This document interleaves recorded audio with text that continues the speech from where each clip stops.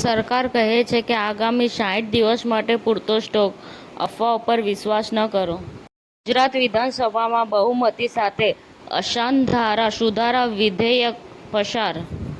મુખ્યમંત્રી યોગી આદિત્યનાથે રાજ્યના લોકોને ખાતરી આપી કે ગેસ સિલિન્ડર તમારા ઘરે પહોંચાડવામાં આવશે, કતારમાં રહેવાની જરૂર નથી.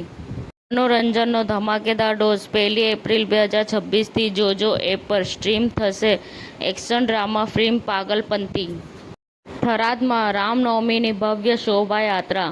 સર્વ સમાજની સહભાગીતાથી ગુંજ્યો ભક્તિમય માહોલ. કોમી એકતાનો અનોખો સંદેશ જોવા મળ્યો. અક્ષય કુમારની ભૂત બંગલા ફિલ્મને સેન્સર બોર્ડે મંજૂરી આપી. આ રેટિંગ સાથે ફિલ્મ પાસ થઈ.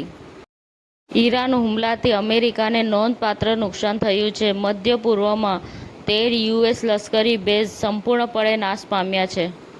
અરવલ્લીમાં શામળાજી હાઈવે પર એસએમસીનો મેગા દરોડો. 1.40 કરોડનો વિદેશી દારૂનો જથ્થો ઝડપાયો. દક્ષિણ ભારતના પ્રખ્યાત અભિનેતાનું 71 વર્ષની વયે અવસાન. ખલનાયક તરીકે ખ્યાતિ મેળવી હતી. વરસાદની હવામાન વિભાગની આગાહી. ગુજરાતમાં 2 દિવસ બાદ હવામાનમાં આવશે પલટો. સમાચાર ટુડે ન્યૂઝ ચેનલની ટીમ અને જે સત્ય છે તે જ બતાવશે. આપ જોતા રહો સમાચાર ટુડે ન્યૂઝ ચેનલ.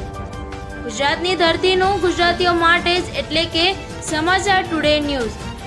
અમારી સમાચાર ટુડે ન્યૂઝ ચેનલને લાઈક કરો, શેર કરો અને સબસ્ક્રાઇબ કરો અને જોડાયા રહો સમાચાર ટુડે ન્યૂઝ ચેનલ સાથે.